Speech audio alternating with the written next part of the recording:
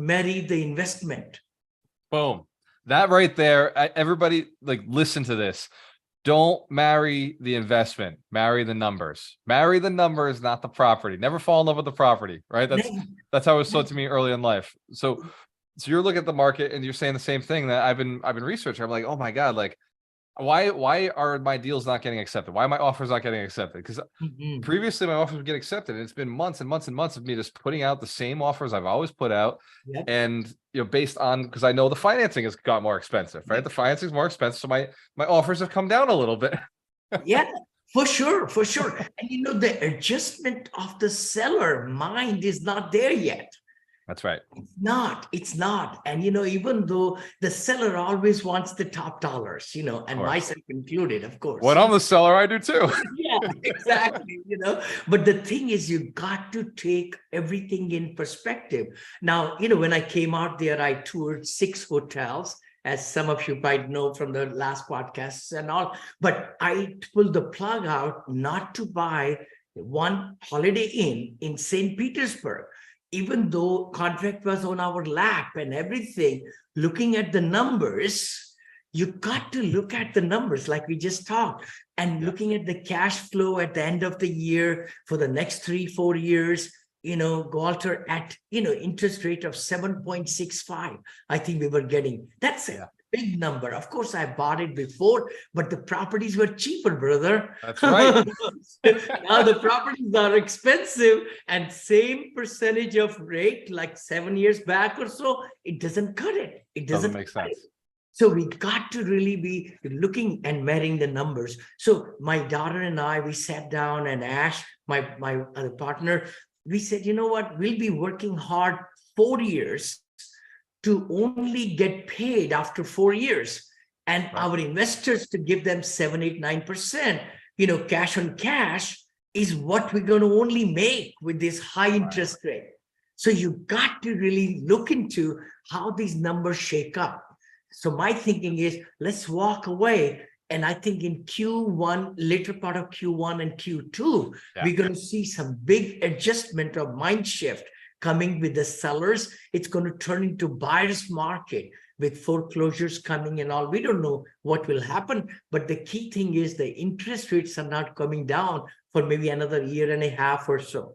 So I think the inflation really got us at the point where we are. And now with interest rates hike to depress, lower the inflation, and the jobless rate, unemployment rate is so low. That's the other part.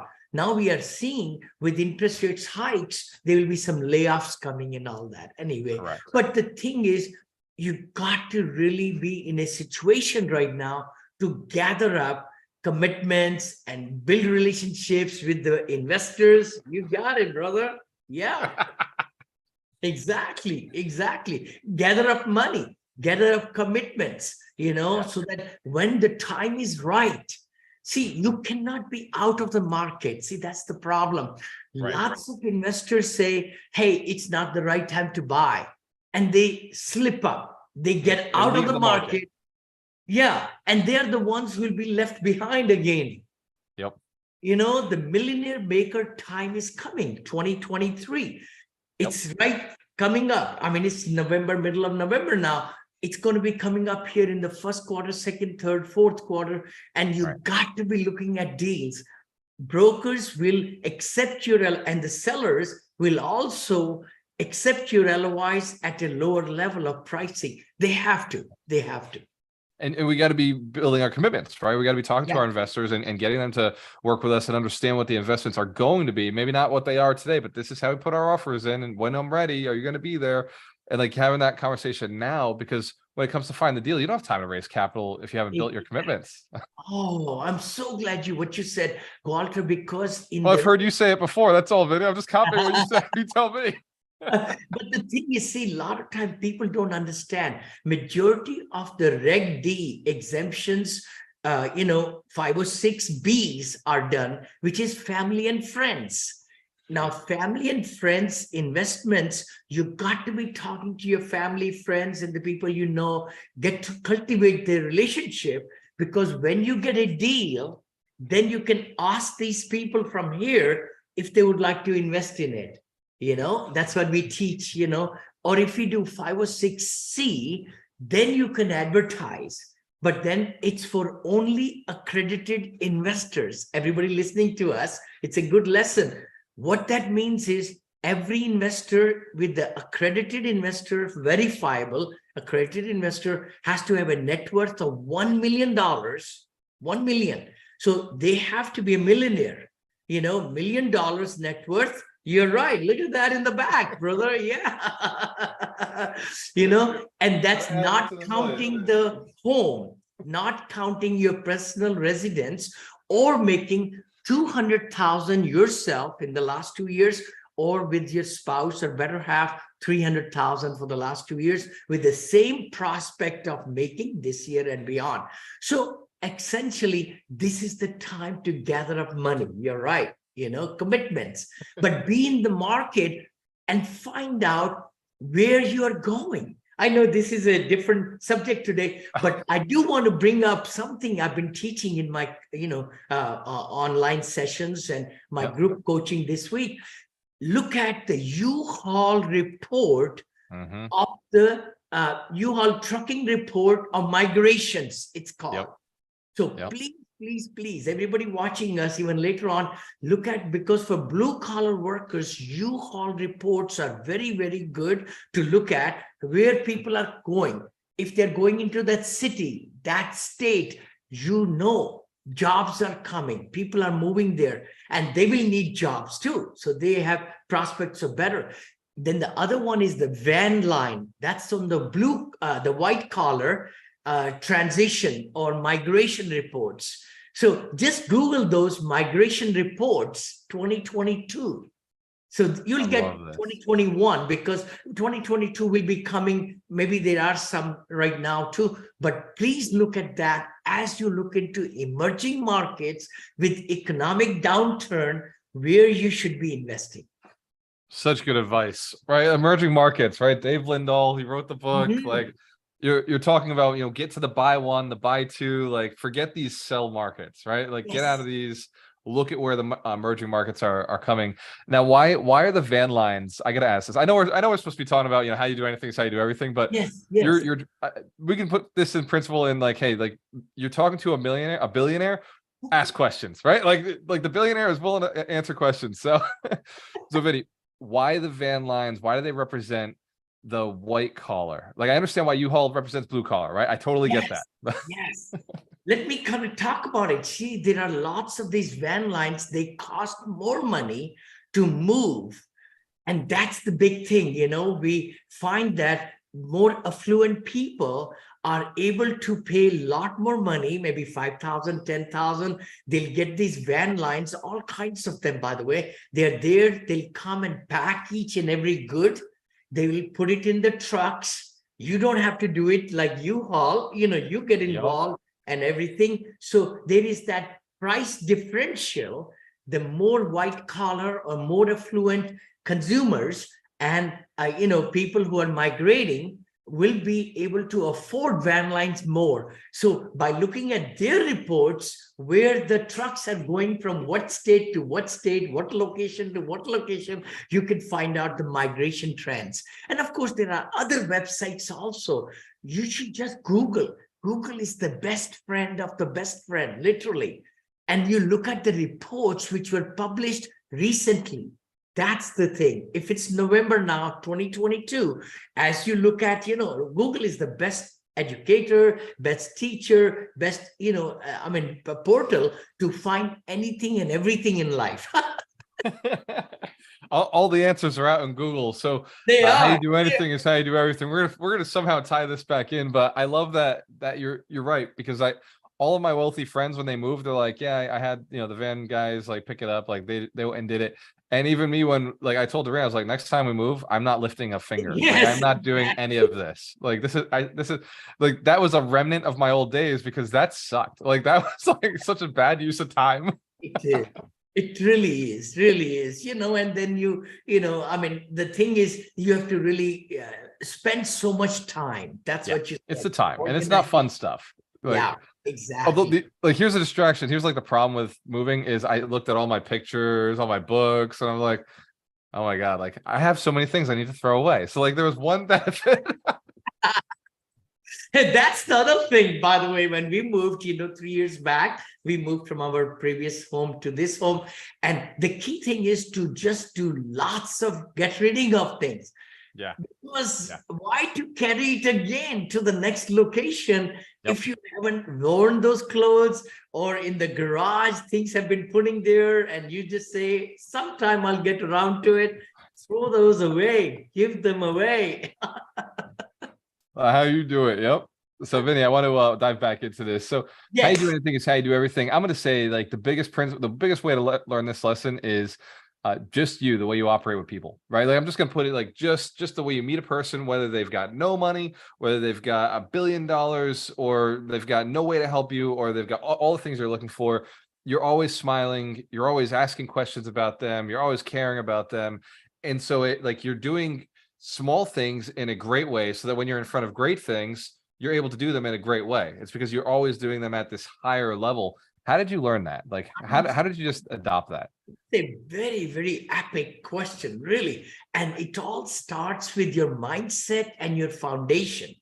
If your foundation is that I'm going to say the truth, nothing but the truth, and not really exaggerate things or lower them down, just say as the face value of everything. See, if we speak the right numbers, we don't have to remember what we told anybody, right? You We don't have to got remember a lie, right? Like the lies are the worst exactly, because you have to remember them. exactly, because if you shift some numbers to one person and the next person and the X, then it's not going to really be a good thing at all. You got to always stay with the truth, with the numbers. If you don't remember them, go back and look at it again and then Right. correct yourself, and you say, oh, by the way, I told you that percentage wrong, because then in your mind, you will be speaking the truth all the time. The other person is the respect, we talked about when you are meeting with anybody.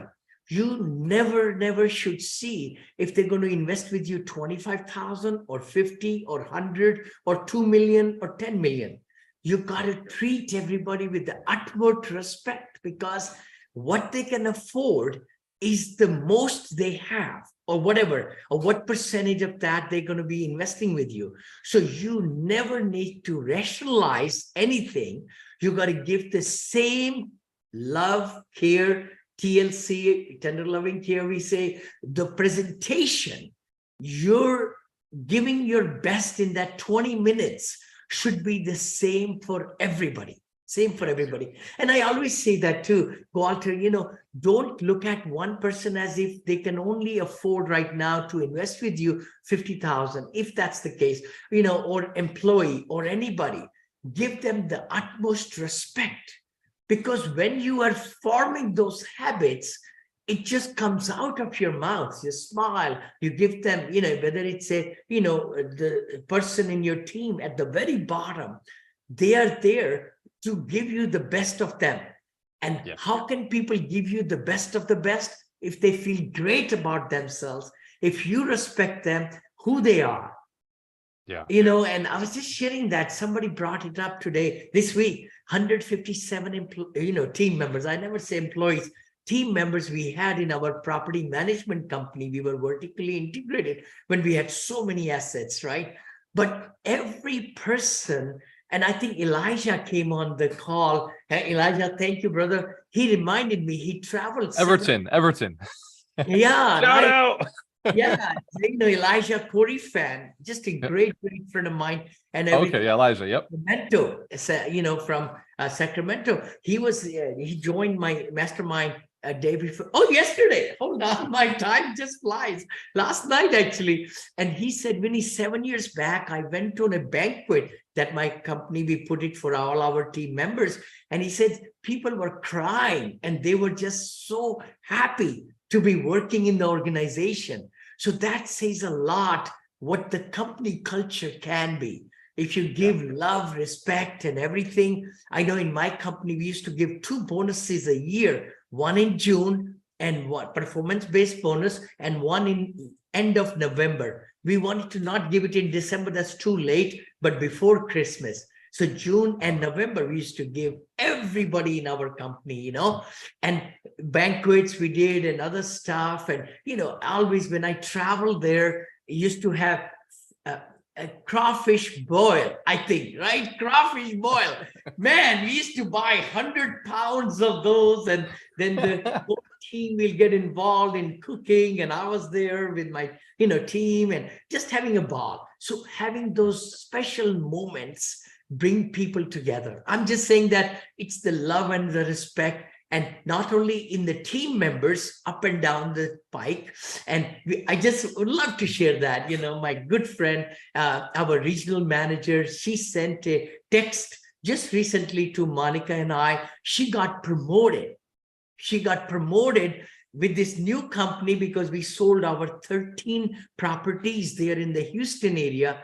And Yep. she was the last one to leave us, right? The very last one. And we cried and everything, but we are still in touch. And she shared that letter, and we just applauded her. We knew what kind of person she is, It's amazing to build people and know, because every business eventually gets sold. No business lasts forever. Nobody lives forever. So every business is eventually sold.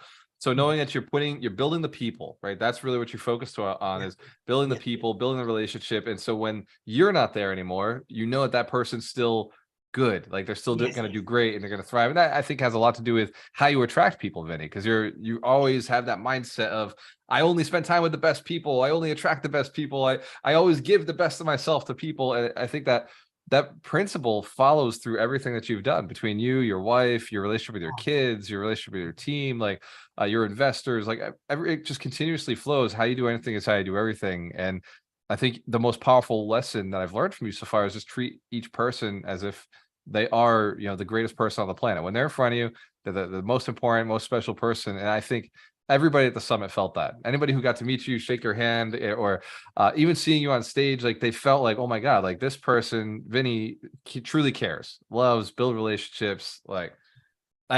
This has been, I think, one of our most valuable and impactful talks we've done. Abundance Thursdays with Vinny Chopra. I'm going to end it. I'm going to give us, 1 minute left. Vinny, if you were to give somebody a piece of advice right now who's wondering, what they should change or fix in their life to get to that next level, whether it's financially, mentally, or in their relationships, what would that piece of advice be? I would say love yourself. See, I think you can only give love to everybody around you if you have the best self-esteem, self-confidence, and love yourself to the core, because you are the most unique human being. God brought us here for a very special reason. And when we love ourselves, when we are at peace, we emit that, we give that energy, that positivity, that love to everybody around us. And people will feel it. I'm telling you, if you feel you are a little bit under pressure and you're not happy and things, try to find why you are not, and then figure out how to be at peace with yourself. Yeah. How to be confident, and self-respect is so important, because if we respect ourselves, we feel good about ourselves, everybody around us will be coming into our lives. Abundance, it's the law of abundance. The more you give out of the positivity, the more positivity will come back. More great things will happen in your life, and more growth will come in your business, your relationships with the family, and everybody. Man, I absolutely love it. For everybody who's listening right now, let's give Vinny just so much love. Send it to him, because he deserves all the abundance that he's gotten so far, and for giving us so much appreciation, Vinny. If you're getting some value from Abundance Thursdays, share, subscribe, go and follow Vinny's channels. He's on TikTok, Instagram, Facebook, LinkedIn. He's all over the place. He's been giving. And we've got a workshop coming up December 12th. If you haven't already heard about it, it's Syndication Made Easy with Vinny Chopra. He'll be there. I'll be hosting and making sure that everybody's comfortable in the room and knows what they're doing. Syndication. And we're going to take the apartment out, because we're going to talk about syndication. It's the power of raising money. It's the power of uniting people, like-minded people, to do bigger and better things. Everybody should be able to scale up bigger, make more money in 2023. This is the workshop for you. Please join, we'll love to have 1,000 people join us on that webinar. That'll be fantastic. Hell yeah. Spread the word, share the word, because there is more than enough deals to be had in 2023, but you've got to learn now. You've got to get the process understood, because if you don't learn it now, you're going to watch all of us and our students close on those deals, and you're going to wish that you'd already been aware, because if you don't have the knowledge, you choke. You just don't do It's things. just You don't so close. logical. Walter, the reason I'm where I am today is not me. It's the power of raising money. Literally, guys, it's why would you not get a bigger apartment or bigger shopping center or hotel or anything you want to do, flipping, wholesaling? Why would not do more of that? How can you do more of that? By leveraging, taking loan from the banks and all. Also, when we take a loan at 70% or 60% or whatever, you need the down payment of 30% or whatever it is. The bigger the down payment you can bring to the table, bigger the assets you can purchase. It's so logical. And that's what I learned 15, 16 years back. Being an engineer, mechanical engineer, it just made sense to me. I said, holy cow, I need to raise money. And that's what we're going to talk about in December, brother. And we'll give you tools and all the things in your power you could do and replicate and be bigger than me. My goal in life is to have people bigger than me, really, All we got to do is outlive you, Vinny. I mean, but at this point, it looks like you're going to live to be 150 years old. So, so I don't know. We're going to have to learn from the best so we can be the best. Cheers to your success, your choice. Always work with the best. We'll see you next week. Abundance Thursdays. Thank you.